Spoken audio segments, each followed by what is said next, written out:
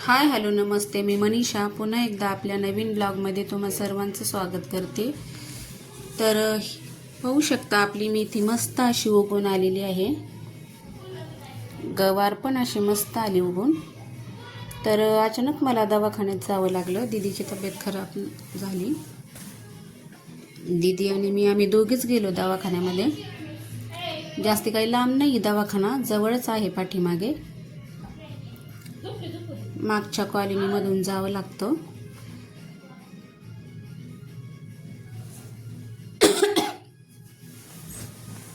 तर ह्या इकडे कॉलनी आहे, तुम्हाला दाखवते मी।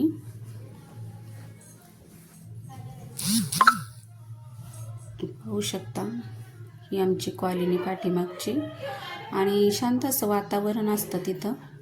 आणि ह्या इकडेच बाजूला दवाखाना आहे। आलो आम्ही दवाखान्यामध्ये, तर डॉक्टर नव्हते, मग थोडा वेळ बसावं लागलं।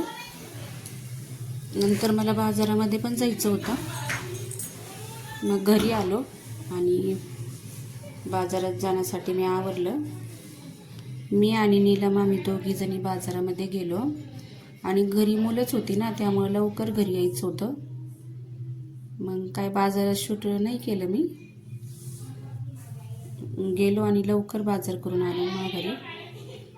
तर घेऊन आले मी इकडं बाजार। चला दाखवते मी तुम्हाला काय काय आणले। सकाळी ताई आल्या होत्या, ताईंनी पण थोडंसं भाजीपाला आणलं होतं त्यांच्या शेतामधून।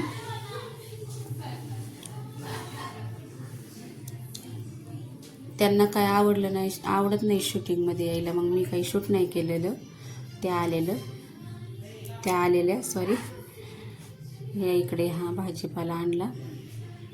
तर पोरी दाखवत होत्या की काय आणलं मम्मीनी बघा म्हणून, हे आणलं ते आणलं, त्यांची मजाक मस्ती चालूच होती। मेथीची भाजी, आणि आता तुम्हाला आवाज येत असेल तर मुलांचाच आहे, इग्नोर करा त्याला।